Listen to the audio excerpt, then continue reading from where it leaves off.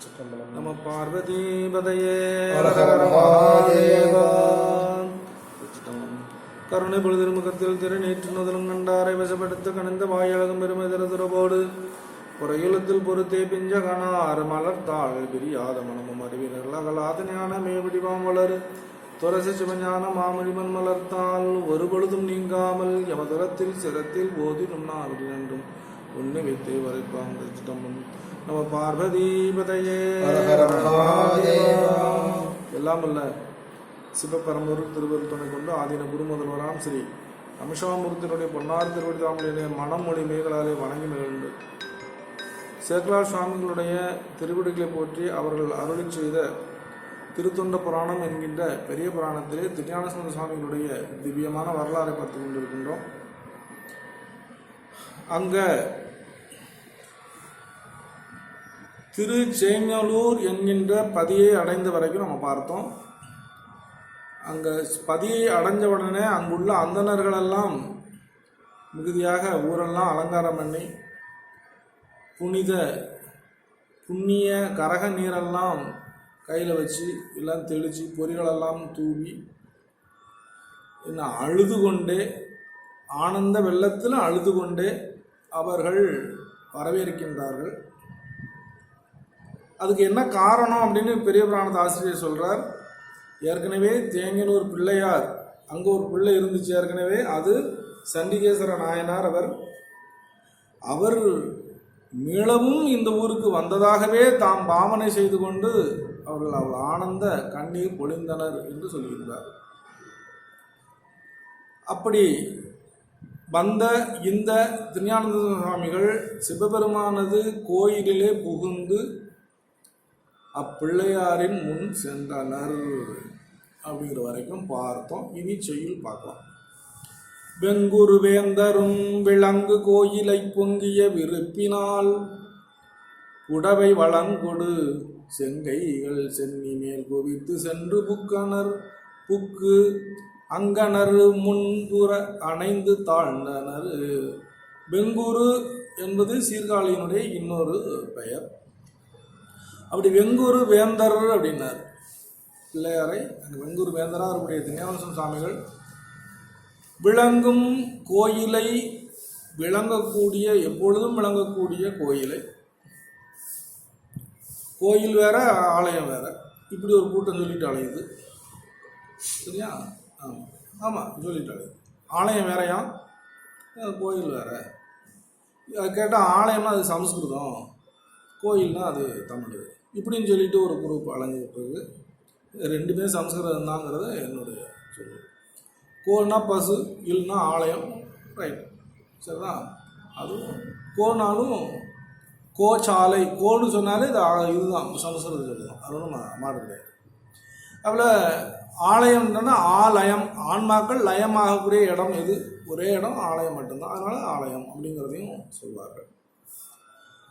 அப்படி கோயிலை இங்கே விருப்பத்தோடு வலம் வந்து சிவந்த தன்னுடைய சிறிய கைகளை தலைமேல் குவித்து கொண்டு திருஞானசம்பந்த சுவாமிகள் உள்ளே புகுந்து இறைவனுடைய திருமுன்பு சேர்ந்து வணங்கினார். அவர் வேதியர் செஞ்சலூர் விமலர் தங்களல் காதலில் பணிந்தவர் கருணை போற்றுவார் தாதைதாள் தடிந்த சண்டீச பிள்ளையாறு பாதக பயன்பெறும் பரிசு பாடினார்.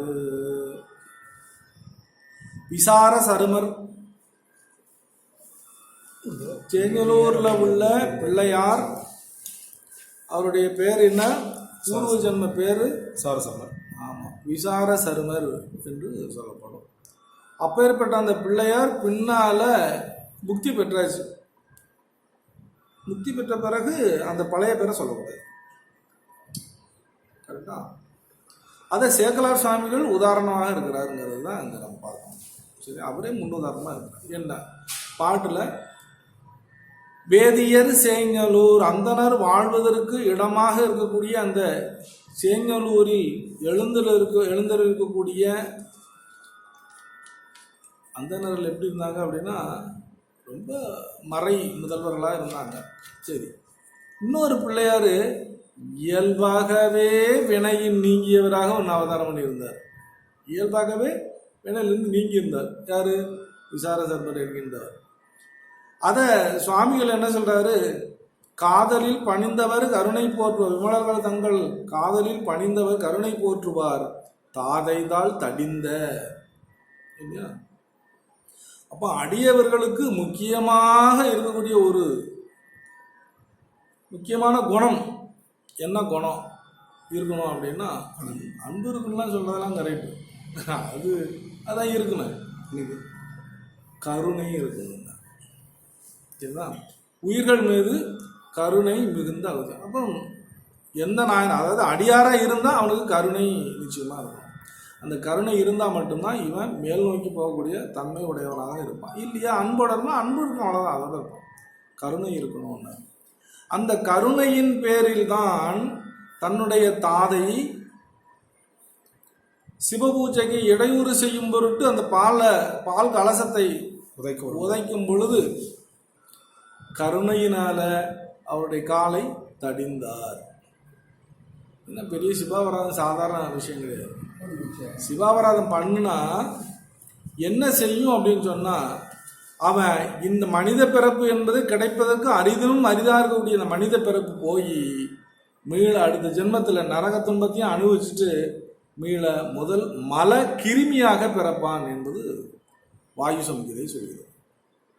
மலக்கிருமியில் போய் பிறந்துவோம். அப்புறம் ஒவ்வொரு பிறப்பாய் எடுத்து அதில் புண்ணியம் பண்ணி மனுஷ ஜென்மம் எடுக்கணும். இது தேவையா? அதனால் சிவாபராதம் பண்ணாமல் இருக்கிறது நல்லது. அதான் ஏற்கனவே சொல்லிட்டேன், மனு சாஸ்திரத்தில் என்ன சொல்லப்படும்னா, சிவாபராதம் பண்ணக்கூடியவனை நாம் பார்த்தா நாம் என்ன செய்யணும், நாம் அரசனாயிரும் அவனை தண்டிக்கக்கூடிய இடத்துல இருந்தால் நாம் அவனை தண்டிக்காமல் இருப்பது நமக்கு பாவம், சிவபாவம். ஒரு மடாதிபதி எதுக்கு உட்காந்துருக்காரு அப்படின்னு சொன்னால், அந்த சிவ கைங்கரியம் பண்ணக்கூடியவங்களை செம்மையாக செய்விக்கிறதுக்காக இருக்காங்க. அதனால தான் துறவின் இடத்துல அரசர்களெல்லாம் கொடுத்தாங்க. ஏன்னா அவர்களுக்கு விருப்பு வெறுப்பு அற்றவர்களாக இருப்பாங்க அப்படிங்கிறதுனால அவரிடத்துல ஒப்படைச்சாங்க இந்த பணிகளை. சொத்தை ஒப்படைக்கலை, சொத்து ஒரு காரணம், அவ்வளோதான். ஆனால் பொறுப்பு என்ன ஒப்படைச்சாங்க, அடியார்களை பேணுதல், சைவ மறையிலிருந்து சைவ நெறியிலிருந்து மாறாமல் செலுத்துவதற்காக உள்ள பொறுப்பை யார்கிட்ட கொடுத்தாங்க, அரசர்கள் தானே வச்சுக்கலாம். ஆனால் அவன் கூட வழிவீருவாங்கிற பயம் அவனுக்கு இருந்துச்சு. அதனால் துறவியினுடைய கையில் கொடுத்தாங்க. அப்போ அவங்களுக்கு செலவுகள்லாம் வேணுமேங்கிறதுனால சொத்துக்களையும் எழுதி வைத்தார்கள் மன்னார்கள். அப்போ அவர்கள் வந்து சைவ சமய நெறியை காக்கும் கடவுள் அவர்கள்லாம்.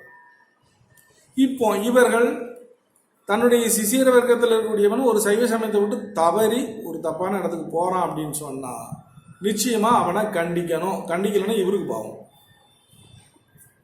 இவரே போனால்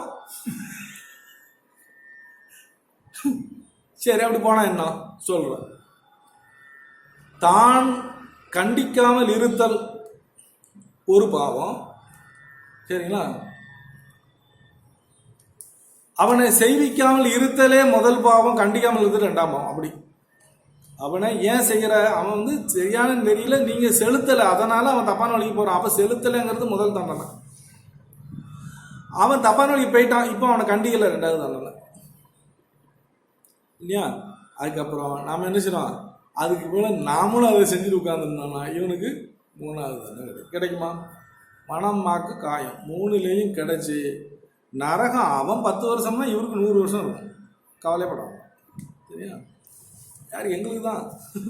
அப்போ நம்ம சைவ சமயனுடைய நெறியில் நம்ம வாழணும் அப்படிங்கிறத நமக்கு தெரிஞ்சுக்கணும். அப்போ இதுக்கு முக்கியமாக இருப்பதுக்கு என்ன பேர், கருணை இருக்க வேண்டும். அதான் கருணைன்னு. ஒரு துறவு மேற்கொண்டு தன்னிடத்தை வந்து அடைக்கலம் ஆயிட்டான்னா நிச்சயமாக என்ன செய்யணும், கருணையோடு தான் புத்திரர் போல. எப்போ தீட்சை வாங்கிட்டான்னா அவன் புத்திரர் தான், அவனுக்கு ஞான குழந்தைன்னு பேர். அப்போ அவனை எப்படி பார்த்துக்கணும், தன் பிள்ளை மாதிரி பார்த்து, தன் பிள்ளைய காட்டிலும். ஏன்னா இங்கே சிவகுழந்தை, தன் குழந்தை தான் இதாக போச்சுன்னா கூட நம்ம ஒன்றும் செய்ய முடியுது. தறிக்கட்டு போய்கிட்டு தான் இருக்குது, எத்தனையோ குழந்தைங்க அப்படி தான் இருக்குது. ஆனால் என்ன செய்ய முடியும்? ஆனால் இதில் நல்ல நெறியை புகட்டி அவங்களுக்கு போட்டி அதுக்கப்புறம் அவனை செய்விச்சு அவனை வளர்க்குறதுங்கிறது அதான் ஞான குழந்தைன்னா. சிவபெருமானுக்கு செய்யக்கூடிய கடமைகள் இதெல்லாம். இல்லைன்னா அந்த தலைமை கூட இருக்கக்கூடாது. இல்லாமல் இருந்தால் பிரச்சனை இல்லை, நீ அடியாரே இருக்கும். அதனால் பொதுவாக வந்து தலைமைங்கிறது கொஞ்சம் சிக்கலான இடம் தான். ஏன்னா பல பேர் மஞான சம்பந்தர் மஞான தேசிகர் வந்து நம்சுவாமியிடத்தில் தீட்சை பெறக்கூடிய காலத்தில் நம்சுவாமிமூர்த்திகள் எனக்கு அடுத்ததாக இருந்து இங்கிருந்து உபதேச பரம்பரையை நீர் கொண்டு உபதேச பரம்பரையும் அபிஷேக பரம்பரையும் நீர் செம்மையாக சேர்த்து வரணும்னு சொல்லும் பொழுது மஞான தேசிகர் சொன்னாராம், என்னை மன்னிக்கணும், அதுக்கு நான் தகுதியுடைய நல்லேன், இந்த குரு வார்த்தை மீறக்கூடாதுல்ல, ஆனால் அதுக்கு எனக்கு தகுதி இல்லை அப்படின்னு சொல்லிட்டு நான் அப்படியே யாத்திரையாக போயிட்டு வருவேன். அதுக்கிட்ட உத்தரவு கொடுத்துட்டோம், அடைச்சாப்பா அப்படின்னு சொல்லிட்டு அதுக்கப்புறம் அம்பலவான தேசிகருக்கு மறுபடியும் தீட்சை பண்ணி வச்சாரோம். அவர்கிட்டையும் சொல்லி அதுக்கப்புறம் அவர் அங்கே இருந்தார். ஆனால் அந்த பக்குவம் இல்லாத ஒரு அடியாரை கூப்பிட்டு வச்சு தீட்சை பண்ணி வச்சதா அவங்க காலத்தில் சொல்லுவாங்க. அந்த பக்குவம் இல்லாத அந்த அடியார் தான் 10 பண்டார சாஸ்திரங்களை அருளி செய்தார். சாஸ்திர ரீதியாக தான் புலம்புகின்ற அந்த தேவாரம் மாதிரி இங்கே தேவாரம் அது சாஸ்திர ரீதியாக புலம்புது. அற்புதமான சாஸ்திரம், 10 சாஸ்திரம். அப்போ அவரே அப்போ எப்படி இருந்திருக்கணும்? அப்போ கருணை தான் எது சொல்லணும்னா கருணை. இந்த கருணையினால தான் அடியார்களை பேணுதல், அடியார்கள் அல்லாதவரையும் பேணுதல், 2 இருக்கும். அடியாரை மட்டும் பேணும், அடியார் அல்லாத அவனை மிகவும் கூட்டி பார்க்கணும். இல்லையா சரி பரவாயில்ல, அவனை தண்டிக்காமல் போயிட்டே இருக்கணும், அவ்வளோதான். ஆனால் சிவமராதம் பண்ணுனா அங்கே தான் தண்டிக்காமல் இருத்தலும் பாவமே. இவருக்கும் பாவம் வரும், அவனுக்கும் பாவம் வரும். அப்போ அதை நீக்கணும்னா தான் அந்த இடத்துல இருக்கும். உடனே என்ன பண்ணார், சிவபூஜைக்கு இடம் நிகழ்ந்தது, அப்படியே கோல் எடுத்து தன்னுடைய தாதையாக இருந்தாலும் சரி, அது யாருக்கு அதெல்லாம் கவலை அதெல்லாம் வெட்டினார். ஏன்னா அது அபராதம், இல்லைன்னா அவர் கைலாயத்துக்கு வரக்கூடிய வாய்ப்பு இல்லாமல் போயிடும். அப்படி தாதைதால் தடிந்த சண்டீச பிள்ளையார்னார். இயல்பாகவே வினையின் நீங்கியவராக இருக்கக்கூடிய அந்த குழந்தை இறைவனுடைய திருவடியை வணங்கி அந்த பெருமானுடைய அருள் திறத்தை போற்றுபவராக இந்த பிள்ளையார், அந்த பிள்ளையை இந்த பிள்ளையார் தன் தந்தையினுடைய காலை வெட்டிய சண்டிகேஸ்வர பிள்ளையார் அப்படின்னு பொருள் கொள்ளணும். கொடும் செயலான அதற்கு பயன், கொடும் செயலை புரிஞ்சுட்டான், அதுக்கு பயன். ஏன்னா கொடுஞ்செயல் என்ன பெருசாக பால் கழுவுன்னா பாலை பிடிச்சிட்டு போகிறோம், கொடுஞ்செயல். அதனால தான் சிவ பாவத்தில் 3 வகையான பாவம் இருக்குது, மொத்தம் 3 வகையான பாவம் இருக்குது. பாச சார்பான பாவம், பசு சார்பான பாவம், ஆன்மாக்கள் சம்பந்தப்பட்டது. பதி சார்பான பாவம், பதியில் 3 பிரியும், அது தனி. இங்கே பாசத்தில் பாவம்னா ஒரு பாவம் என்ன 2 வகை, அதுலேயும் 2 வகை இருக்குது. எப்படின்னா ஆரம்ப நாளில் தன்னுடைய நூலில் சொல்லும் பொழுது ஒரு குளத்தில் போய் குளிக்க போகிறோம், குளத்தை வெட்டி வச்சுருக்காங்க, குளிக்க போகிறோம். குளித்து முடிச்சுட்டு ஒரு குத்து மணல் அங்கேருந்து அள்ளி கரையில் போடணுங்கிறது உனக்கு விதிக்கப்பட்டது. புரியுது? இப்படி எல்லாருக்கும் விதிக்கப்பட்டிருக்கு. அதை பண்ணலை என்ன பாவம்? அது பாச பாவம். சரிதா? நீ அதிகமாக எடுத்து ஓடுது அது வேறு விஷயம். ஆனால் ஒரு பிடியாவது எடுத்து அந்த குளத்தாங்கரையில் இட்டு விடணும். அந்த குளத்தை கட்டவனுக்கு நீ செய்யக்கூடிய கடமை மாதிரி அது செய்யணும். ஏன்னா அப்படி இருந்ததுன்னா குளம் ஒரு காலமும் தூர்ந்து போகிறதுக்கான வாய்ப்பே இல்லாமல் போயிருங்கிறதுக்கு ஆர்வலான்னு சொல்லுவார். அது ஒன்று. அடுத்தவனை எடுத்து போட்டதை தடுத்தா அது இன்னொரு பாவமாக இல்லை. இதெல்லாம் பாச வகையான பாவங்கள். அவ்வளோ இந்த உலகில் மட்டும். பசு பாவம் ஒருத்தனை இம்சப்படுத்துறது எப்படி? ஒரு புழுவை பிடிச்சி அதை குத்தி இம்சப்படுத்துறது, பூனை அடிக்கிறது, நாய் அடிக்கிறது, மனுஷன் அடிக்கிறது எல்லாமே பசு வர்க்கத்தினால பாவம். அப்புறம் பதிபாவம் கடவுள் நிந்தனை, வேத நிந்தனை, திருமுறை நிந்தனை வச்சுக்கலாம், எதனாலும் இதெல்லாம். கோயிலை போய் இடிக்கிறது இல்லையா? சரி, இப்போ பசு பதிபாவத்தில் இன்னொன்று சேரும். எப்படி? இதே குளம் அது ஆலயத்தை சார்ந்த குளம் ஆகையினால அது பதிபாவமாக மாறும். ஒரு உயிரை இம்சப்படுத்துகிறான், அந்த உயிர் அடியாராக இருந்தால் அது என்ன செய்யும்? பதிபாவமாக மாறும். பதிக்கு கேட்கவே வேண்டாம். சரிதான்? ஆக இந்த மாதிரி பாவங்கள் பிரிஞ்சு அதனால் அதுக்கு தந்தால தண்டனை வரும். இங்கே தன்னுடைய தாதை தான் என்று அறிந்திருந்தும் அப்படின்னா எந்த யார் பண்ணாலும் அதை கண்டிப்பாக நிச்சயவார் வெட்டி தான் ஒன்றும் சந்தேகம் இல்லை கருணையினால். ஆனால் தன்னுடைய தந்தையினுடைய காலை வெட்டி அந்த சண்டிகேஸ்வர பிள்ளையார் கொடுஞ்செயலான அதற்கு ஏன்னா அவன் பண்ண சிவ அபராதம் பண்ணதுனால அது கொடுஞ்செயல் அப்படின்னு அது நம்ம தெரிஞ்சுக்கணும். ஏன்னா ஒரு விளக்கு சிவாலயத்தில் திருடின நெய்யா இருந்தாலும் அவனுக்கு சிரசேதம் செய்ய வேண்டும் என்பது மனுஸ்மிருதி. அவன் ஒரு விளக்கு தான் திருடிடலாம். ஆனால் திருடின இடம் எதுன்னு பார்க்கணும். அரண்மனை திருடினானா பரவாயில்ல, சிரசேதம் கிடையாது. வேற எங்கேயும் திருடினா சிரசேதம் கிடையாது. ஆனால் சிவாலயத்தில் திருடிட்டான் போட்டது அவன் அது கூட இருக்கக்கூடாது. அதில் நிறைய வரலாறுகள்லாம் பிரம்மோத்தர காட்டத்தில் இருக்கு பார்க்கணும். அந்த கொடுஞ்சேரான அதனுடைய பையனாக இருக்கக்கூடிய இறைவனுடைய மகனார் இப்போ சண்டிகேஸ்வர நாயனார் அந்த பெருமான் எடுத்தார். அவருடைய தன்மையை இங்கே போற்றி அடைக்கிறார். பழந்தக்கராகத்தில் நூலடைந்து அப்படிங்கிற ஒரு பாட்டு இருக்குதா சொல்றாரு.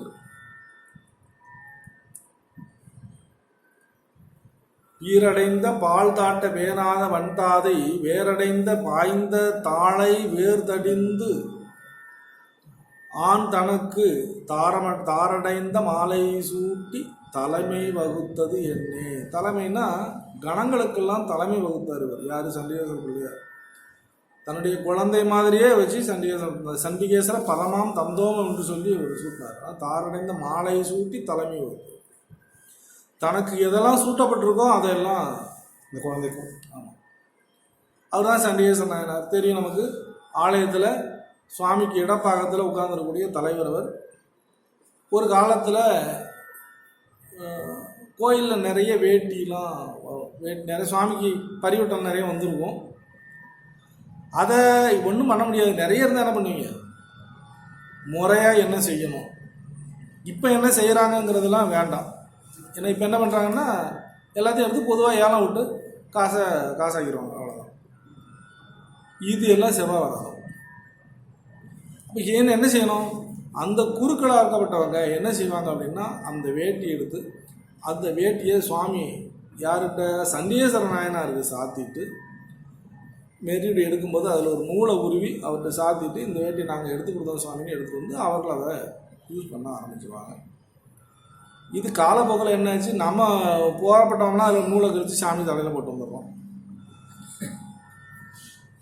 இல்லையா? அது நூல் சாமி ஆகியாச்சு. அப்புறம் செவிட்டு சாமி ஆகிட்டாங்க. தட்டி அவர் சிவஞானத்தில் திளைத்திருக்கக்கூடிய காரணத்தினால அவரிடத்தில் தாளத்திரயம் என்கின்ற இருவரலால் தாளத்திரயம் செய்து அவர் தியானத்திலிருந்து எழுப்பியதாக தாம் கருதி கொண்டு சிவப்பயனை நான் சிவதரிசனம் பண்ணிட்டேன், அதனால் அந்த சிவப்பயனை எனக்கு தந்தருளுமாறு நான் பிரார்த்திக்கிறேன்னு பிரார்த்தனை செய்து கொண்டு அதுக்கப்புறம் இங்கேருந்து கிளம்பணும். இவன் போகிற இடத்துல தட்டி அவரை வெளியே கிளப்பி விட்ருவாங்க. நீங்கள் அவர் எந்திரிச்சு இவங்கால வெட்டாமல் இருக்கிறாங்க. அதனால் ஆலயத்தில் இப்படி தான் வழிபாடு செய்யணும் அப்படிங்கிறதெல்லாம் இருக்குது. அது மீறி செஞ்சால் என்ன செய்வீங்க அப்படின்னா அதுக்குள்ள தண்டனைகளும் நீங்களும் அணிவிப்பீர்கள். போய் நேராக பிரதோஷ காலத்தில் பார்த்தீங்கன்னா நந்தி காதை போய் குடையிறது, குடஞ்சி இவங்களுக்கு செய்ய எல்லாத்தையும் அங்கே காதுக்குள்ள சொல்கிறாங்க. இது எங்கே சொல்லப்பட்டிருக்கு? எதற்காக இந்த மாதிரி ஒரு அடாவடித்தனம் பண்ணுறீங்கன்னு எனக்கு தெரியல. இது பாவச் செயல் என்கின்றதையும் தெரியாமல் செய்து கொண்டு இருக்கின்றார்கள். இதுக்கு அங்குள்ள குருக்களும் உடந்த இல்லை சொல்லு, உனக்கு என்ன காரியம் நடக்கணும் அது சாமி சொல்லிட்டுவோம், அது சொல்லிடுவோம். இது ஒருத்தஞ்சனா வராதா 1000 பேர் அதே போல கொண்டு போயிடுது. இதுக்கு சாமிக்கிட்டே நேரடியாக சொல்லிடலாங்க. சாமிக்கு நீ கர்ப்பகிரகத்துக்குள்ள அனுப்பணுமே, அது தப்பு சொன்னால் அதெல்லாம் கேட்க மாட்டேன். அவருக்கு காது சொல்லு, அவர் காதே கிடையாது இல்லை, நந்திக்கு மட்டும் காது பெருசாக இருக்குல்ல, அதனால கேட்பார். பாவம் மக்கள் எல்லாம் தன்னுக்கு ஏதாவது எந்த மருந்து சாப்பிட்டா பித்தந்தொழியுங்கிற நிலையில இருக்கிறதுனால அவங்களும் அறியாமல் செய்கிறாங்க. பட் அறியாமல் செய்யக்கூடியதும் தவறு தான். அங்கே தெரிஞ்சு ஒரு விஷ சந்தை மிதித்தாலும் அது கொட்டும், தெரியாமல் பண்ணாலும் அது கொட்ட தான் செய்யும். அதில் மாற்றம் கிடையாது. அதனால் பாவம் செய்தவர்கள் ரொம்ப யோசனை பண்ணி செய்யுங்க, அவ்வளோதான். இல்லைன்னா அதனுடைய பலனை நீங்கள் தான் அனுபவிக்க போகிறீங்க, நான் அல்ல. அதனால் இந்த படத்தில் இந்த பாடலில் மாலை சூட்டி தலைமை வகுத்த அந்த தலைவனை அங்கே படிக்கிறார். சீரடைந்த கோயில் மல்கு சேயலூர் மேயனே என்று சொல்லக்கூடிய 1ஆம் திருமுறையில் வரக்கூடிய 7வது திருப்பாடலை இங்கே நம்ம பார்க்கலாம். ஆசிரியர் நினைவு கூறுகிறார். இன்னிசை பண்டமிழ் பாடி ஏத்தியே நன்னொடும் பதியுலோர் நயக்க வைகிய பின்னர் வெண் பிறையணிவேணி பிஞ்சகர் மன்னிய திரு பணந்தாள் வணங்கினாரு. திருஞானசம்பந்த சுவாமிகள் ஒரு அற்புதமான இசை அமைப்புடைய இந்த பண் தமிழ் மாலையை அங்கே பதிகத்தை பெருமானிடத்திலே சாத்தி கொண்டு மிகுந்த பழமை உடைய இந்த திருப்பதியில் உள்ளவர்கள் விருப்பத்தினால அங்கு கொஞ்ச நாள் தங்கியிருந்தார். ஏன்னா அவங்களாம் அவங்களுக்கு குழந்தை மாதிரி நம்ம யாருமே பார்த்துட்டோம். ஆனால் கொஞ்ச நாள் அங்கே இருந்தார். பின்பு அதன் பிற்பாடு வெண்மையாய் இருக்கக்கூடிய பிறையை சூடிய தலைவனார் செஞ்சடையப்பர், செஞ்சடையார் எழுந்தருள் இருக்கக்கூடிய திரு பனைமரங்கள் அதிகமாக இருந்த தலம் திரு பணந்தாள்னார். அங்கு சென்று வணங்க ஆரம்பித்தார். வணங்கினார். திருப்பணந்தாள் வந்து வணங்கினார். ஆங்கனி சொல் மலர் மாலை சாத்தி அப்பாங்கு பந்தனை நல்லூர் பணிந்து பாடி போய் தீங்குதீர் மாமரை செம்மை அந்தனர் ஓங்கும் ஓமாம் புலியூர் வந்து உற்றனர். அந்த திருப்பதியிலே அழகிய சொல்மாலைகளால் ஆன எங்கே அந்த திருப்பதி? திருப்பனந்தாள். திருப்பனந்தாளில் சொல்மாலை சில பதிகங்கள் தேவாரங்களை எல்லாம் அங்கே அருளை செய்து பதிக மாலையாக அங்கே சாத்திய பின்னாடு அருகில் உள்ள திரு பந்தனை நல்லூர், இன்னைக்கு பந்தநல்லூர் அப்படின்னு சொல்லிட்டு இருக்காங்க. பந்தனை நல்லூர் அற்புதமாக திருப்பந்தனை நல்லூரை பணிந்து பாடி போற்றி மேலே மறுபடியும் கிளம்பி போகிறார். தீமையை நீக்கக்கூடிய பெரும் மறை பயிலக்கூடிய வேதியர்களெல்லாம் வாழ்ந்து கொண்டு விளங்கி கொண்டு உய்வதற்கு இடமாம் இது ஒன்றே என்று வசித்து கொண்டிருக்கக்கூடிய ஓமாம்புலியூர் என்கின்ற ஒரு அற்புதமான சேத்திரம் அங்கே காவிரி கொள்ளிடத்துக்கு வலது சைடில் இருக்குது. அதை பார்க்கலாம். அங்கேயும் போய் வணங்குறாரு. அங்கே போய் சேர்ந்தார். ஆனால் பந்தனை நல்லூரில் இடறினார் கூத்தை அப்படிங்கிற பாட்டு அங்கே இருக்குது. இல்லை பூபாலம் ராகத்தில் பாட்டு நல்லாயிருக்கும். மற்ற நல் பதிவிட பதி வடதலியின் மேவிய அற்புதர் அடிபணிந்து அலர்ந்த செந்தமிழ் சொல் தொடை பாடி அங்கு அகன்று சூழ்மதில் பொன்பதிவாள் ஒளிபுத்தூர் புக்கினர். இன்னைக்கு அந்த ஊர் பேரெல்லாம் மருவி காரணம் என்ன தெரியுமா? சைவர்கள் எல்லாம் இல்லை. இதுதான் உண்மை. சைவர்கள் அருகி குறைஞ்சு போகிறதுனால ஊர் பேரெல்லாம் மருவி காணப்படும். இன்னைக்கு வந்து வாழாபுத்தூர், திருவாழாபுத்தூர் வாழாபுத்தூர் திருவாழ்வழி புத்தூர். அந்த ஆலயத்தில் மகாசைவர் கருவறைக்குள்ளே போகக்கூடாதுங்கிறது எல்லாருக்கும் தெரியும். பரிசாராக இருக்கப்பட்டவங்க சுமார்த்தர் தான் பரிசாராக இருப்பாங்க. அது ஒரு ஜாதி. இவர்களும் உள்ளே போகக்கூடாது. அதனால் மன்னன் என்ன செய்வான்? கற்பகரகம் அர்த்த மண்டபத்துக்கு வெளியில் கல்லால் ஆகிய ஒரு பாத்திரத்தை செஞ்சு வச்சுருக்கான். அதில் தண்ணி விட்டால் நேராக கற்பகத்துக்குள்ளே போய் விடும். அவன் அதில் தான் தண்ணி கட்டணும். அப்படி ஒரு அமைப்பு அந்த ஆலயத்தில் இருக்குது. இது அற்புதமான ஆலயம், மிகப்பெரிய ஆலயம். திருவாழ்வழி. ஆமாம், திருவாழ்வழி ஒரு அற்புதமான ஸ்தலம் அது. சரி, இனி மற்ற நல் பதிவிட வடதலியின் மேவிய நல்ல பதியிலே வடதலி கோயிலை எழுந்தருள் இருக்கக்கூடிய அற்புதமான சிவபெருமானுடைய திருப்படிகளை எல்லாம் அங்கே வணங்கி விளங்கக்கூடிய செந்தமிழால் ஆன பதிகத்தை அங்கே படித்து கொண்டு அங்கிருந்து மறுபடி புறப்பட்டு சூழ்ந்த மதுளை உடைய அழகிய பதியான திரு வாழ்வொழிப்புத்தூர் என்கின்ற ஒரு நல்லூரிலே வந்து புகுந்தார். ஓமாம்புலியூரில் பாடிய பதிகம் 3ஆம் திருமுறையில் இருக்குது பாருங்க. அங்கிருந்து வடதளி ஊர் வடபுறத்தில் உள்ள கோயில் அது. அதனால தான் அதுக்கு வடதளி அப்படின்னு பேர் வந்துச்சு. அந்த ஓமாம்புலியூர் பக்கத்தில். ஓமம்னா வேள்வின்னு அர்த்தம், சரிதா? வேள்வி எப்போதும் நீங்காத ஊர், அதனால ஓமாம்புலியூர். அதனால தான் அந்தணர்கள் அங்கே சிறப்பிச்சு சொன்னாங்க. எப்போதும் வேள்விகள் நிறைந்து காணப்பட்டுக்கிட்டே இருக்கும், எப்போதும் வேள்வி நடந்துக்கிட்டே இருக்கும். அதனால தான் வேள்வி ஓவாத புலியூர், அதனால ஓமாம்புலியூர் அப்படின்னு.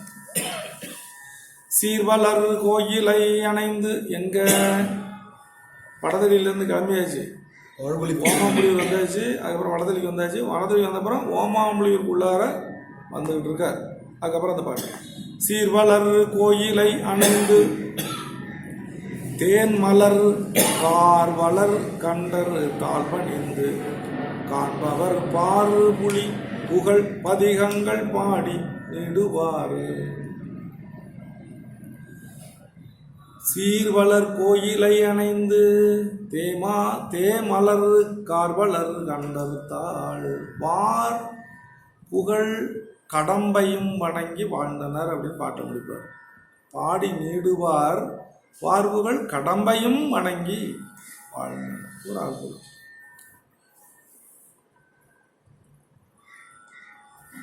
சிறப்பு சொல்லுங்க. இந்த கடம்பை அப்படின்றது வந்து கடம்பூரை பிடிக்குமா கடவுரை பிடிக்குமா? கடவுர் கடம்பைங்கிறதுக்கு என்ன கடம்பூரை, திருக்கடம்பூரைன்னு அதுக்கு அர்த்தம். கடம்பூர்னு ஒரு திருக்கடம்பூர், கடந்த கடம்பூர் வேற, இது பக்கத்தில் வேற கடம்பூர்னு தனியாக ஒன்று இருக்கு. வார்புகள் கடம்பையும் வணங்கி வாழ்ந்தனர், அவ்வளோதான். சிறப்பு மிக்க இந்த வாழ்கொழிப்புத்தூர் கோயிலை அடைந்து தேன் பொருந்தி இருக்கக்கூடிய கருங்குவளை மலர் அப்படின்னு ஒரு மலர் இருக்கு. கருங்குவளை குவளை மலர்னு ஒரு மலர் இல்லை, தாமரை மாதிரி மலரக்கூடிய நீரில் வளரக்கூடிய கருங்குவளை. அதெல்லாம் பார்க்க முடியல. ஆமாம் ஆமாம் ஆமாம், சரிதான். அப்படி ஒரு அற்புதமான மலர் பொருந்திய புற்ற கரிய நிறம் வளர்வதற்கு இடமாக உடைய கழுத்துடைய, கழுத்துலையும் கருப்பா இருக்க இல்லையா, அந்த இறைவனுடைய திருவடிகளை வணங்கி பெருமானை கண்டு மகிழ்பவர் உள்ளம் உலகமெல்லாம் புகழக்கூடிய திருப்பதிகங்களை அங்கே பாடி அனுப்பினார். பொற்படி மார்பினர் என தொடங்கக்கூடிய 1ஆம் திருமுறை அப்படி வணங்கி பெருமானரை கண்டு மகிழ்பவர். அப்புறம் நிறைந்து புகழை கொண்ட நிறைந்த புகழை கொண்ட பார்புகழ் பதிகங்கள், பாரோடு சேர்ந்து புகழக்கூடிய பதிகங்கள் என்று நாம் பொருள் கொள்ள வேண்டும், சரியா? ஏன்னா இந்த பாட்டும் நமக்கு இதனை அடுத்து இன்னொரு பதிகம் படித்தாங்க, அந்த பதிகம் நமக்கு கிடைக்கல.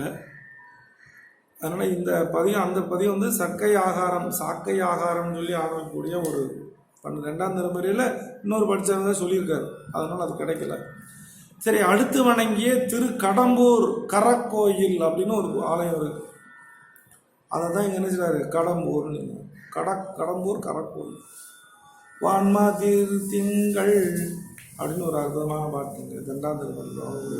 அதுவும் காந்தார பண்ணில் அமைஞ்சது ஒரு அற்புதமான பதிகம் அது. நம்பரை நலந்திகள் ஆரையூரினில் கும்பிடும் விருப்பொடு குறுகி கூடிய வம்பலர் செந்தமிழ் மாலை பாடிய நின்று எம்பிரான் கவுனியர் தலைவர் ஏத்தினாரு. அதுக்கப்புறம் நாரையூர்னு பக்கத்தில் ஒரு ஊர் இருக்கு. நாரை வழிபாடு செய்த ஊராகினால நாரையூர், திருநாரையூர், சரியா? அங்கே தான் பொல்லா பிள்ளையார்னு ஒருவர் இருந்தார். பொல்லா பிள்ளையார், ஆகா பொல்லாத பிள்ளையாரோ அப்படின்னா உளியால் செதுக்கப்படாத புழக்கப்படாத பொல்லாத பிள்ளையார் அந்த அவர் தான் நினைக்கிறேன், நான் எனக்கு தெரியல, தப்பான வார்த்தை சொல்கிறேன், அது இன்னும் மரியாதையாக சொல்லணும். சரி, திருநாரையிலே வழிபாடு செய்யக்கூடிய விருப்போடு சென்று சேர்ந்து அங்கே சிவமனம் கமழ்ந்து விடுகின்ற மாலைகளான திருப்பதிகங்களை அங்கே பாடி சாத்துனாங்க. யாரு? கவுனிய குல தலைவனார் அப்படின்னு சொல்லிட்டு. வம்பு அம்புன்னா சிவமனம்னு, இதுதான் பெரிய வம்படியா பம்பளம் இருக்கு அப்படின்னு நினைக்கக்கூடாது. அந்த வம்பு வேற போல இருக்கு. இங்கே வம்பு அப்படின்னா சிவமனம் என்று அதுக்கு. ஆனால் இது பொழுது பற்றிய பாடயங்கள் எல்லாம் பழைய இருக்கணும். எனினும் அதெல்லாம் நமக்கு நிறைய பதியங்கள் இருந்திருக்கு. ஆனால் நமக்கு அந்த ஊரில் திருநாரையூரில் கிடைச்ச பதியங்கள் மொத்தம் வெறும் 3 பதியம் தான் நமக்கு கிடைச்சிது. மிச்ச பதியங்கள் எல்லாம் சிவசிவா தான். சரியா? சரி. அப்பதி பணிந்து அருந்தமிழ் புனைந்து தம்பை மெய்படு வெறுப்பொடு மேவும் நாள் அரண் பொதி அரண் பொன்பதி பலவும் முன்பணிந்து போந்தனர் பைம்பணியவர் பணியவர் கருப்பரியனூரில் அப்படின்னு ஊரினில் அப்படின்னு முடிச்சார். திருக்கருப்பரிய. ஓகே. கருப்பரியலூர்னு ஒரு திருநாரையூரில் தங்கியிருந்த நாட்களில் அருகில் இருந்த பதிகள் பலவற்றையும் அங்கே வணங்கி திருப்பதியங்கள் எல்லாம் பாடி போந்ததாக ஆசிரியர் இங்கே குறிப்பிட்டார். வேற ஒன்றும் இல்லை. இதுதான் அந்த பதியங்கள் என்னென்னா குரங்குக்கா அப்படின்னு ஒரு பதியம் இருக்குது. கொள்ளிடத்துக்கு லெஃப்ட் சைடில் ஒரு இடம் இருக்குது, குரங்குக்கா அப்படிங்கிறதெல்லாம் இருக்கு. அந்த பதியெல்லாம் படிச்சிருக்காரு, அங்கெல்லாம் இருந்திருக்கு. போயிட்டு தான் வர்றார். அந்த திருப்பதியின் கண்ணுள்ள இறைவரை வணங்கி அரிய தமிழ் பதியங்களை எல்லாம் பாடி தம் உள்ளத்தில் அன்பு நிறைந்த விருப்போடு தங்கியிருக்கக்கூடிய அந்த நாளில் அருகில் இருக்கக்கூடிய இறைவனுடைய பிற அழகிய பதியங்களையும் சென்று பணிந்து பாடி வந்தார். சரியா? பணவும் பணிந்து போனார். பணி அவர் பையை உடைய பாம்புனர். பைப்பணினர் கழுத்தில் ஒரு பை வச்சுருக்கோம், அதுக்குள்ளே தான் விஷம் இருக்கும். அது தேவையான நேரத்தில் பல்லு வழியாக வந்து இன்ஜெக்ஷன் பண்ணிடும். அவ்வளோ. அது எதுக்காக கொடுக்கப்பட்டிருக்க அந்த விஷம்? அது தற்காத்துக்கள் இல்லை, அது இறை கவருவதற்காக. அது சாப்பிடணும் இல்லையா? அது சாப்பிட்றதுக்காக அந்த விஷத்தை. அதில் உத்தமமான நாகம் தவமளிமை இருந்துச்சுன்னா அது என்ன செய்யும்னா அந்த விஷத்தை உயிருள்ள பிராணிகளிடத்தில் செலுத்தாமல் தான் என்ன செய்யும், அது காத்துக்கொண்டு இறந்து போன மிருகங்களையோ விலங்குகளை எலிகளெல்லாம் சாப்பிட்டு வாழ்ந்து இருக்கக்கூடியதுக்கு மாணிக்கங்கள் அதில் தான் விளையும். இந்த விஷத்தை யூஸ் பண்ணாமல் இருந்தால் மாணிக்கங்கள் விளையும். நான் ஏற்கனவே இது சம்மந்தமாக சொல்லியிருக்கிறேன், புதுசாக கேட்குற மாதிரி கேட்கக்கூடாது.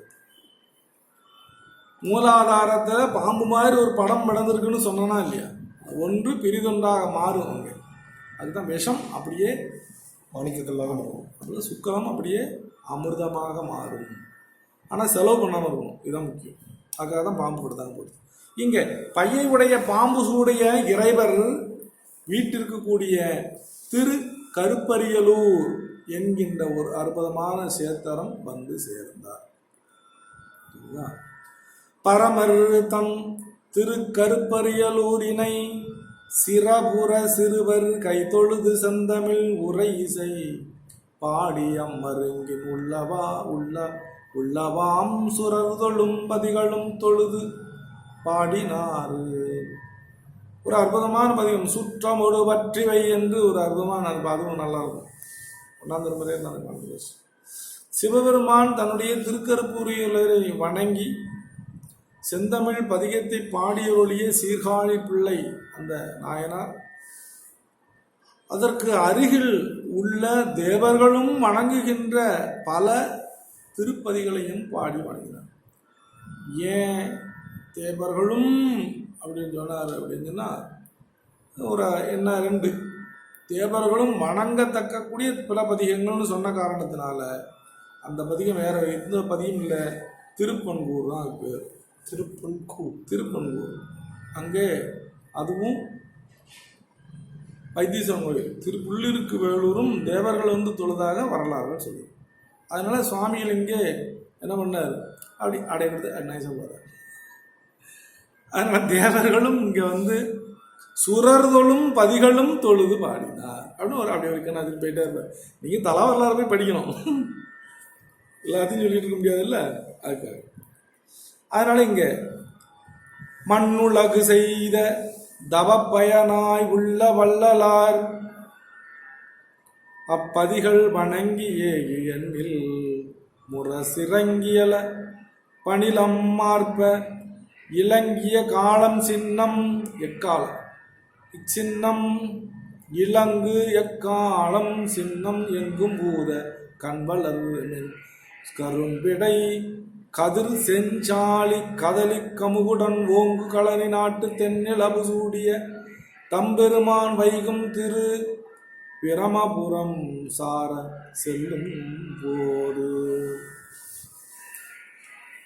இந்த பூமி, இந்த மண்ணுலகம் செய்த சைவர்கள் செய்த தான் தகப்பனார் செய்த தவப்பயனால் தோன்றிய இந்த திருஞானசம்பந்த சுவாமிகள் அந்த பதிகள் பலவற்றையும் வணங்கி ஒரு திருப்பங்கூர் போயிட்டாரு, புள்ளியங்கூர் போயிட்டாரு. அப்பால் சென்று அளவற்ற முரசுகளெல்லாம் எழுந்து ஒலிக்கவும் சங்குகளெல்லாம் ஒலிக்கிறது. விளங்கும் எக்காலங்களும் சின்னங்களெல்லாம் எங்கும் என்ன செய்து ஒலிக்கின்றது. கணுக்கள் விட்டு வளரக்கூடிய கரும்புகளும் வெட்டலைன்னா என்ன ஆகும் தெரியுமா? கரும்பை வெட்டணும், அப்பப்போ கரெக்டான நேரத்தில் பருவத்தில் வெட்டிட்டா ஒன்றும் செய்யாது. இங்கே வெட்டலை போலது. ஏன்னா வெட்டி என்ன பண்ணுறது, அளவுக்கு மீறி விளைஞ்சு நிற்குது. அதனால கணுக்களில் இருந்து கரும்புகள் விளைஞ்சு நிற்குங்கிறார். வளமை பொருத்தி சொல்ற. அதில் கணுக்கள் வளரும் கரும்புகள், மென்மையான கரும்புகளும் நெருங்கிய கதிர்களுடைய செந்நெல் சாலி அப்படின்னா செந்நெல் பாக்கு மரங்களும் ஒருங்கே ஓங்கும் வயல்களும் அப்படி ஒருங்கி இருக்கக்கூடிய அந்த சோழ நாட்டிலே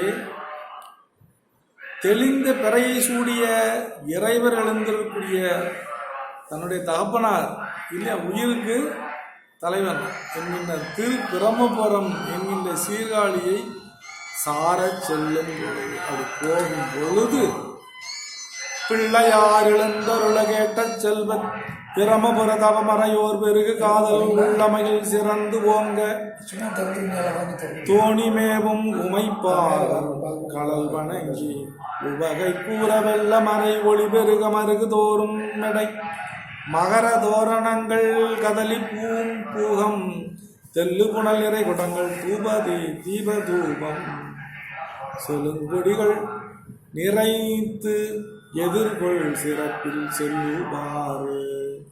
அப்படி செல்லக்கூடிய காலத்தில் பிள்ளையார் மீளவும் தன்னுடைய பதிக்கு வருகின்றார் என்பதை கேட்ட செல்வம் பொருந்தி இருக்கக்கூடிய பிரம்மபுரத்திலே வாழ்கின்ற அந்தணர்கள் எல்லோரும் என்ன பண்ணாங்க, பெரும் காதலால், அதுதான் முக்கியம் இல்லையா, அன்போடு என்ன பண்ணாங்க, தன்னுடைய உள்ளங்களிலே மகிழ்ச்சி பெருகி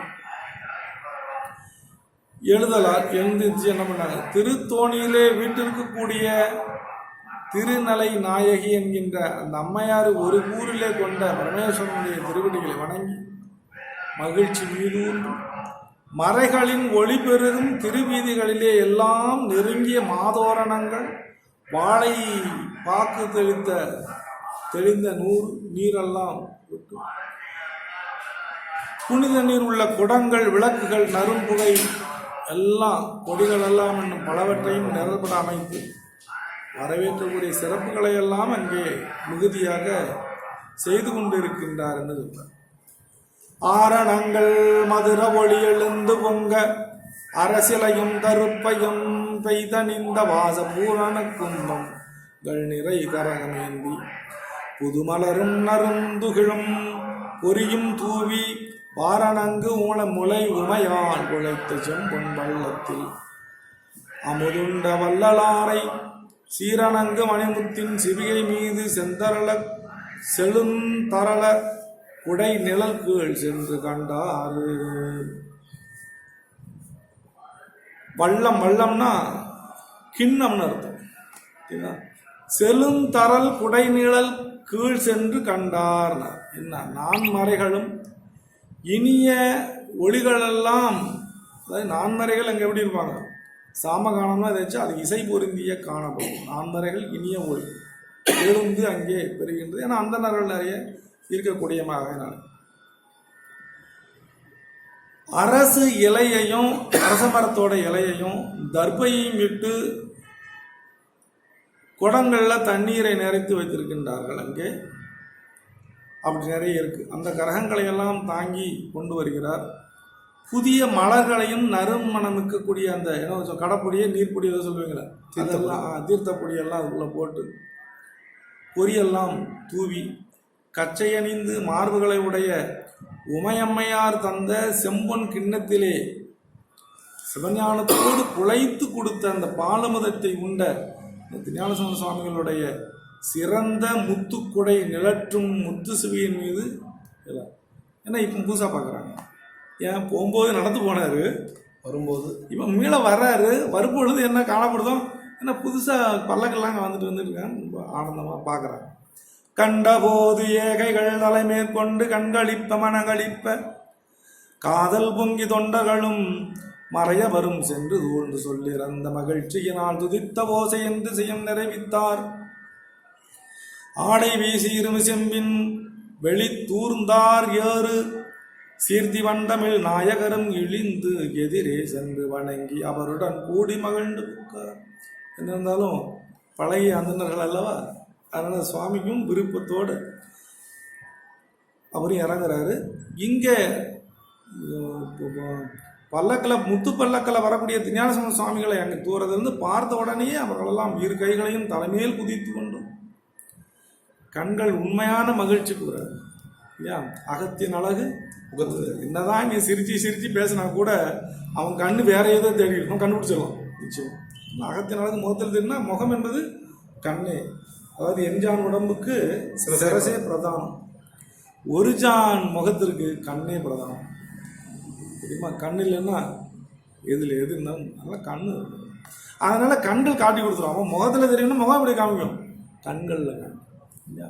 உன்னுடைய துக்கமும் உன்னுடைய சந்தோஷமும் எதில் தெரியும், கண்ணில் தான் தெரியும். சிரிச்சுக்கிட்டு இருந்தாலும் அவன் அழுவான் இல்லையா, பேருக்கு தான் சிரிக்கலாம். அதுபோல் இங்கே இவர்களெல்லாம் கண்கள் களிப்படையவும் அப்படின்னு சொல்லி சொல்கிறார். உள்ளம் மகிழ்ந்து காதல் பெருகி இருக்கக்கூடிய தொண்டர்களும் அந்தணர்களும் சென்று பிள்ளையாரை அங்கு சூழ்ந்து சொல்லுவதற்கு அரிய மகிழ்ச்சியினாலே எப்பா பரமேஸ்வரன் பரமேஸ்வரன் வாங்கிட்டு வந்திருக்கீங்க, அது எவ்வளோ பெரிய விஷயம். அதில் போற்றிய ஓசை எந்த சிகளும் நிறையமாறு செய்தார். மகிழ்ச்சியில் எல்லாமோ சொல்கிறாங்க. கரகர சவுண்டு வேற என்ன சொல்ல போகிறாங்க. தம் மேலாடைகளை எல்லாம் வீசி எறிகிறாங்களாம் வானத்தை. அது எப்படி இருக்கான், என் திசையும் நிறைவித்தார் ஆடை வீசி இருவிசிம்பின் வெளி தூர்ந்தார் ஏறு. இந்த வானத்தில் உள்ள எல்லா வானமே மறைச்சாச்சு, அந்த அளவுக்கு கூட்டம் இருக்குங்கிற மாதிரி வானத்தை மறைச்சு அதனுடைய மேலாடையை விட்டு எறிகிறது.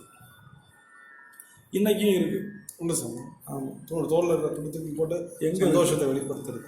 அப்படி இல்லை, நம்ம மடத்தில் இருக்குது. மடத்தில் பல்லக்கு வரக்கூடிய காலத்தில் அந்த வேட்டியை மாற்றி மாற்றி போட்டு ஒரு சம்பிரதாயம் பண்ணிக்கிட்டு இருப்பாங்க. இன்றைக்கி இருக்கிற மாதிரி சரியா. அது சும்மா அது சம்பிரதாயம், ஆனால் உண்மை அது இல்லை. மகிழ்ச்சியினால மீதூர் காணப்படுது. மேல் துண்டு, மேல் துண்டு என்பது தன்னுடைய கௌரவம், அதை வீசறிது. நான் உனக்கு அடிமை, அவ்வளோதான். வீசறிதல் என்பது இவருக்கு அடிமை. அதுபோல் அந்தணர்களும் சென்று பிள்ளையார்களெல்லாம் சூழ்ந்து சொல்லுவதற்கு மகிழ்ச்சியினால போற்றி மேல் துண்டை அப்படி வீசி வானத்தையே மறைத்தார். மேன்மேலும் பெருகும் புகழுடைய தமிழ் தலைவராக இருக்கக்கூடிய புகழ்ச்சி ஒவ்வொரு நாளும் புகழ் கூடிக்கிட்டே இருக்கு. அப்படித்தானே அர்த்தம். சுவாமியுடைய கருணை மீது வெள்ளம் வழிந்து கொண்டே இருக்கிறது, இன்னும் போய்கிட்டே இருக்கு.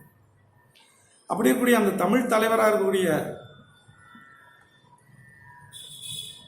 வண்டமிழ் நாயகரும் தமிழ் நாயகர்னா தலைவர்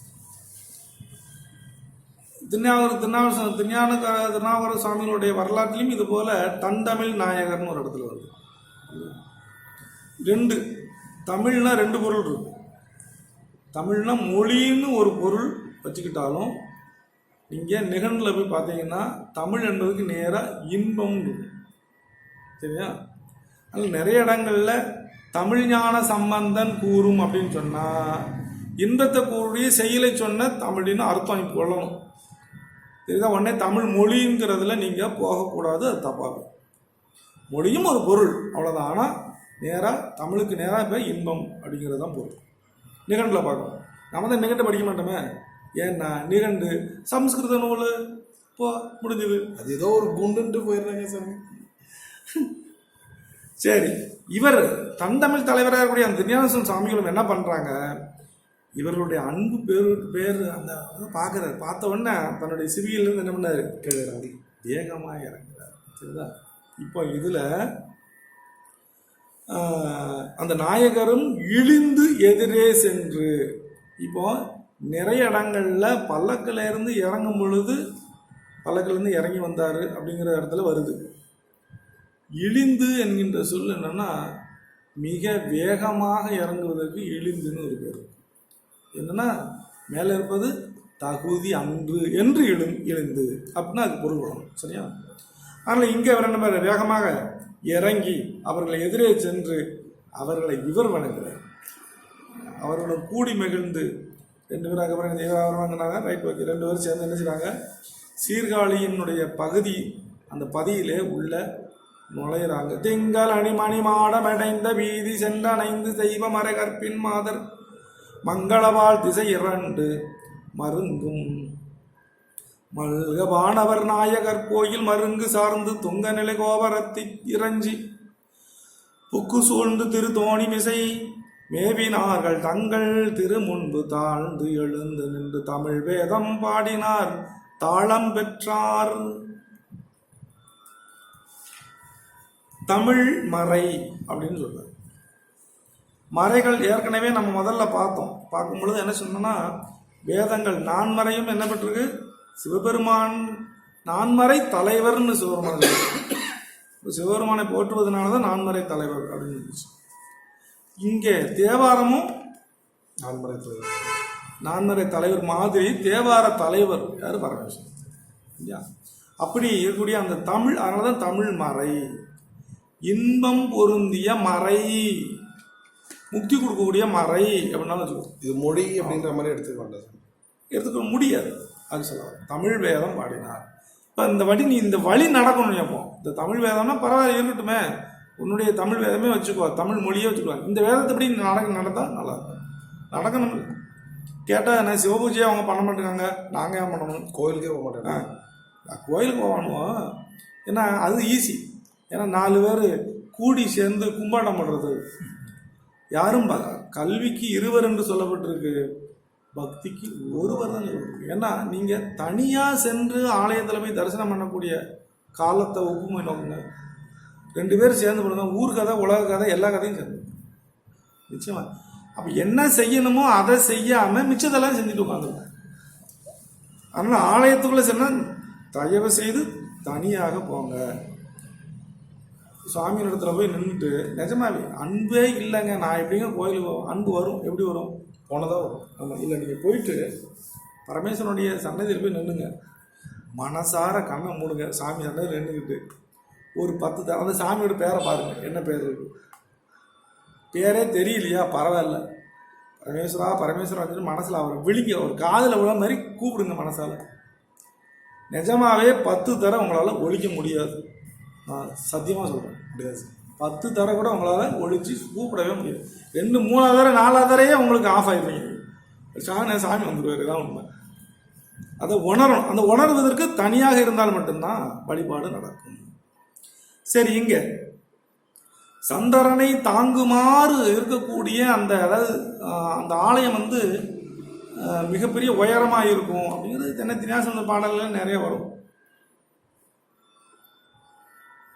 அங்கமும் வேதமும் ஓதும் நாவர் அந்தனர் நாளும் அடிப்பறவ மங்குள் மதி தவள் மாட வீதி அப்படின்னு சொல்லுவார். மங்குள் மதிதவள் மாட வீதி. நிலவு என்ன பண்ணுச்சா, நேராக போக முடியாமல் தவழ்ந்து அந்த ஏன்னா உயரமாக இருக்குது. அது இலக்கிய சுவைக்காக சொல்லப்படுது. உடனே சந்திரன் இறங்கி வந்து தவழ்ந்து போனா என்ன, அது இலக்கிய சுவை, அவ்வளவு. நம்ம உடனே தோண்டி பார்க்கக்கூடாது. புலி போல் பாய்ந்தான் இல்லையா, ராமன் புலி போல் பாய்ந்து ஆற்றை கடந்தான, ஓஹோ அவன் நேரம் அவனை கூப்பிட்டு கையெல்லாம் நோண்டி பார்க்கக்கூடாது, நானாக இருக்கான்னு பார்க்கக்கூடாது. அது ஒருபடை ஓமை என்று இலக்கணம். இலக்கணம் இல்லாமல் நீங்கள் செயல்களை படித்தீங்கன்னா நீங்களும் உருப்பட மாட்டீங்க, அடுத்த முடி உருப்பட வேணாமல் ஆக்கிடுவீங்க, தான் உண்மை. அதனால் அதுக்கு ஒரு பொருள் இருக்குங்கிறத நம்ம தெரிஞ்சுக்கணும். அதுபோல இங்கே சந்திரனை தாங்குமாறு இருக்கக்கூடிய அதான் திங்களணி மணிமாடம் அப்படின்னு சொல்லி அடைந்த வீதி, மிக உயரமாக இருக்கக்கூடிய மதில்கள் போல இருக்கும். அது நீ கற்பனையில் என்ன செய்யலாம்னா, நிலவு வரும்போது அதுக்கு நேரம் நின்றுக்கிட்டேன்னா அந்த நிலவு அந்த வீதியில், அதாவது அந்த மதில் மேலே போகிற மாதிரி நம்ம பார்க்கலாம். பார்க்க முடியுமா முடியாதா? முடியும், நிச்சயமாக முடியும். ஆனால் அது உண்மை இல்லாத ஒரு நிகழ்ச்சி, அவ்வளோ மிகைப்படக்கூடாது. இப்படி இருக்கக்கூடிய அழகிய மாளிகைகளெல்லாம் நிறைந்து தெருவிலே சென்று அணைந்து மறைவழி வந்த கற்புடைய மங்கையர் அப்படின்னார். ஒரு அற்புதமான ஒரு விஷயம் சொல்றார். மங்களவாள் திசை திரண்டும் மங்கள் மருங்கு மாழ்வா ஆகிய தெய்வமறை கற்பின் மாதர் சென்றணைந்து தெய்வமறை கற்பின் மாதர்.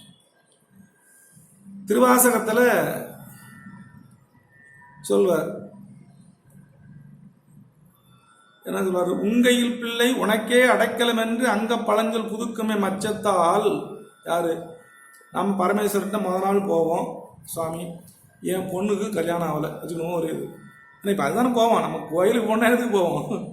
என்ன நல்லா வச்சுருந்தியா அவங்க நன்றி சொல்ல போகிறோம்? அதெல்லாம் அதுக்கு கிறிஸ்டின் எவ்வளோ தாவலம். கிறிஸ்டின்காரன் ஒவ்வொரு ஞாயிற்றுக்கிழமையும் சென்று போன வாரம் வரைக்கும் எனக்கு கையங்காலம் திறனா கொடுத்த அதுக்கு உனக்கு நன்றி தேங்க்ஸ் சொல்லிட்டு வருவான். ஏதோ ஒரு பண்பு இருக்கா இல்லையா? அவனுக்கு தெரிஞ்சு சொல்கிறான்னா தெரியாமல், பட் பரவாயில்ல நல்லா இருக்கு. ஆனால் நாம் மட்டும் போன வாரம் நான் கீழே விழுந்தேன், என் கை உடஞ்சிருச்சு, நீ பார்த்துட்டு சும்மா தானே இந்த கல் மாதிரி, ஏன் கை உடஞ்சுது, உன் கையே போகலைல்ல, அது வரைக்கும் சாமி எடுக்கிற மாதிரி நேரில் அப்படின்னு கூட நினைக்க மாட்டோம். ஏன்னா நமக்கு அதெல்லாம் இல்லையா, பரவாயில்ல ஒரு உரிமையாக சொல்கிறான்னு கூட வச்சுக்கோங்களேன், பரவாயில்ல விடுங்க. எதுக்கு சொல்ல வரேன்னா, தெய்வ வழி மாதர்னர், தன்னுடைய கணவனே தெய்வம் என வாழக்கூடிய மாதர்கள். இங்கே நல்லா புரிஞ்சுக்கணும். இப்போ அவன் எப்படி இருக்கணும்னு தெரிஞ்சுக்கணுங்க. நலாயினி கதை தெரியும், எல்லாருக்கும் தெரிஞ்ச கதை தான் இல்லையா? முனிவர் அவருடைய கற்பு நிலையை சோதிப்பதற்காக கல்யாணம் பண்ணி கொண்டு வந்த பிற்பாடு தன்னுடைய உடல் எல்லாம் அழுகிய தொழுநோயராக மாறின பிற்பாடும் அந்த அம்மை, ஏன்னா இந்த காலத்தில் புருஷன் பொண்டாட்டின்னா எனப்பெருக்கம் செஞ்சு 4 பிள்ளையை பத்து போட்டு மொத்தமாக சாவறது, அதான் நினச்சிக்கிட்டு இருக்கோம். பரமேஸ்வரா இல் அறம்னர், இல்லத்தில் இருந்து செய்யக்கூடிய அறம்னர். மனைவி இல்லாமல் புருஷன் செய்யக்கூடிய அறமும், புருஷன் இல்லாமல் மனைவி செய்யக்கூடிய அறமும் அறம் ஆகாது. அதனால தான் நம்ம 21வது கல்பத்தில் யுகாந்தரத்தில் பிறந்த நம்ம ராமருக்கான பொண்டாட்டியை சந்தேகப்பட்டு எங்கேயும் அனுப்பிச்சிட்டான், எங்கேயும் பரதேசம் போன அனுப்பிச்சி வச்சுட்டான். கேட்டால் அவன் உத்தமன்னு சொல்லிடுவோம், அது வேறு விஷயம்.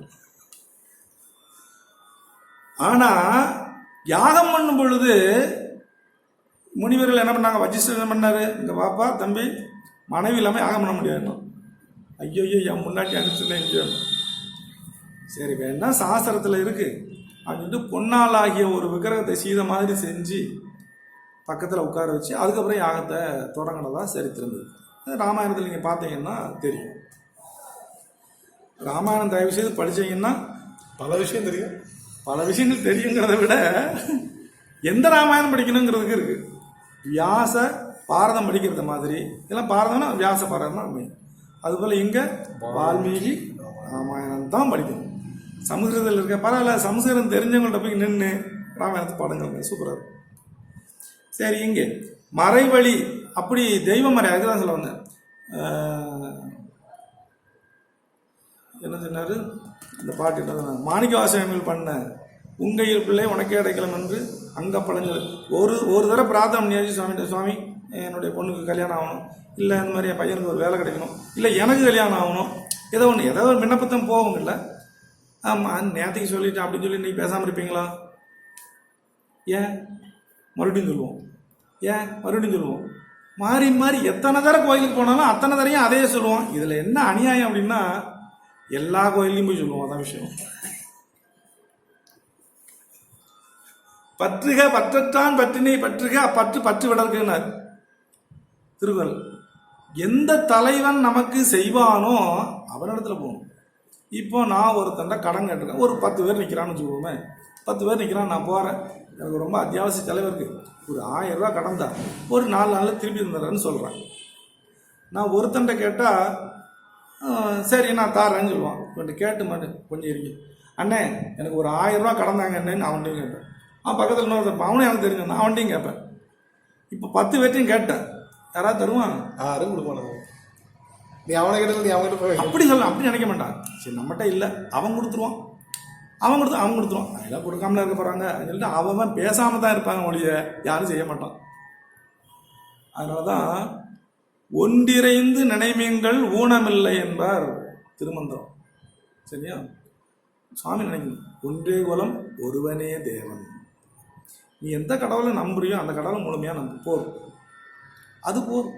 இந்த கடவுள் அவர்கிட்டே மாறி மாறி கேளுங்க, என்ன கேட்டாலும் பரவாயில்ல. ஏன்னா அவரு எப்போ யார்ட்டையும் கேட்கலப்பா, நமக்கு செஞ்சே அவனுக்கு கட்டாயத்தை வந்துடுது, அப்போ செஞ்சிருவான். அதான உண்மை. இது சென்டிமெண்ட்டாகவே சொல்கிறேன், சாதாரணமாக சொல்கிறேன். நியாயம்தான் சார். ஆமாம். அது போல் அது ஏன் மாறி மாறி கேட்குறான்னா, அவனை குறை சொல்லக்கூடாது, அவன் பயத்தினால கேட்குறான். ஏன்னா ஒருவேளை தரலன்னா இந்த அண்ணன்டே கேட்டு வைப்பேன்னு அந்த பயம். அதுபோல் அம்மைகள் நம்ம மாணிக்கவாசகர்கள் சொல்லும் பொழுது திருப்பாவை பாடிய அந்த பெண்மணிகள் பரமேஸ்வரத்தில் நான் உனக்கு அடிமை அப்படிம்பாங்க. அந்த அடிமை எப்போதும் சொல்லிக்கிட்டே இருக்கணும். ஏன்னா பயம். ஏன்னா மாயை எந்த நேரத்துலையும் என்ன செய்ய வர, மாயை மயக்கமும் செய்யும் என்று என்ன. அதனால் உங்கையில் பிள்ளை உனக்கே அடைக்கலம் என்று அடைக்கலம் சொல்ல முடிஞ்சா இல்லை சுவாமி, அங்க பழஞ்சொல் புதுக்கும் எம் அச்சத்தால்னர். என்னுடைய அச்சத்தின் காரணமாக மேல மேல சொல்றேன், தாமி தவறாக நினச்சிக்கிறாங்களா, எனக்கு அச்சம். அதனால் உங்கள் பிள்ளை உனக்கு அடைக்கலம் அங்கே பழஞ்சொல்ல புதுக்கும் எம் அச்சத்தால் எங்கள் பெருமான் உனக்கு ஒன்று உரைப்போம் கேள். என்ன சொல்றார்?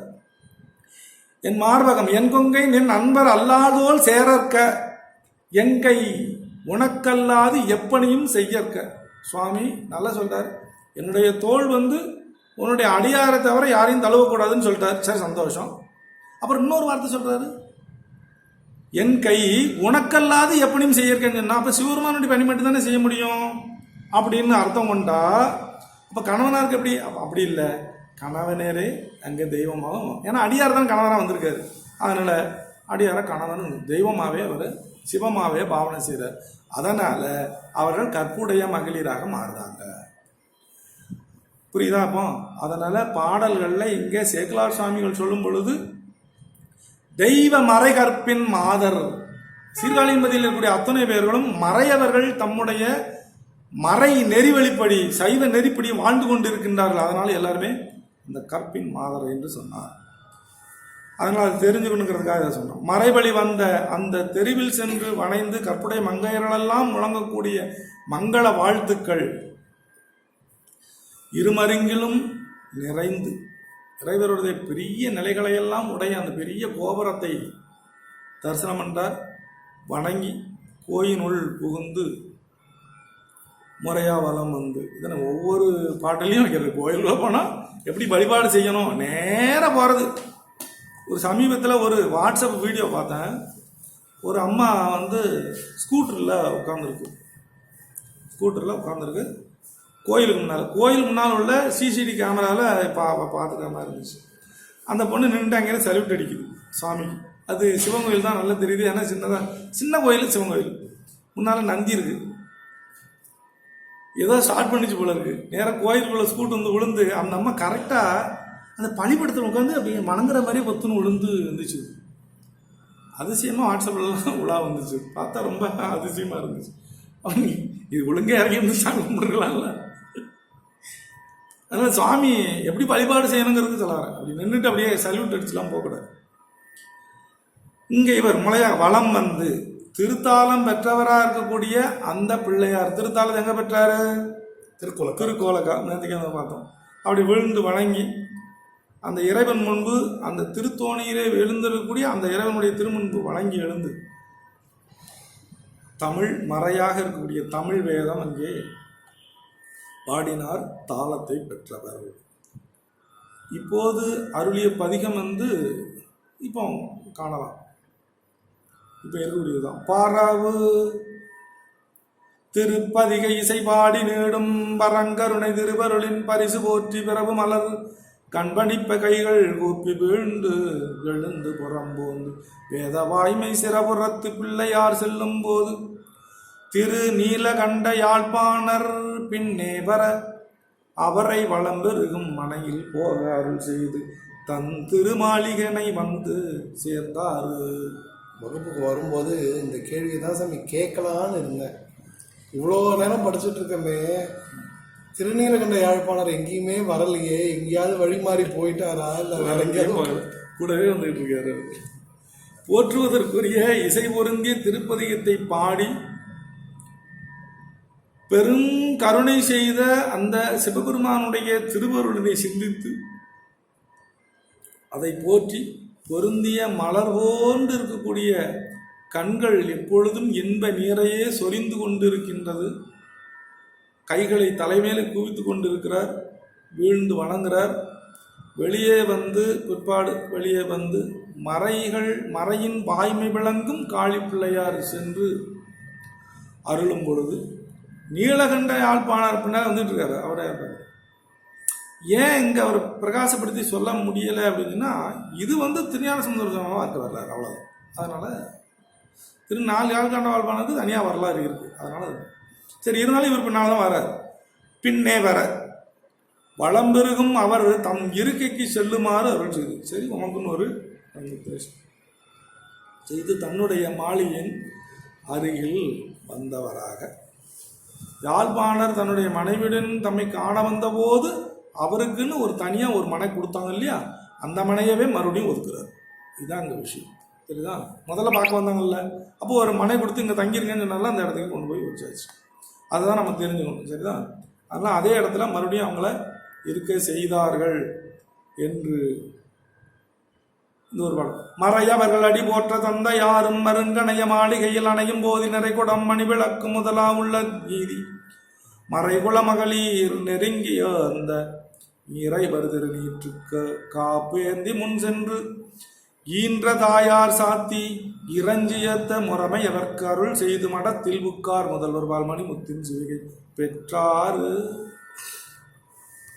முத்து சிவிகை பெற்ற அந்த பிள்ளையார் அங்கிருந்த அந்தணர்கள் தம்முடைய அடிகளை வணங்க, தந்தையாரும் தன்னுடைய நெருங்கி வரக்கூடிய அடியார்களும் தன்னுடைய திருமாளிகை அடையும் பொழுது மரபு வழுவாது மறைக்குள மடந்தையர்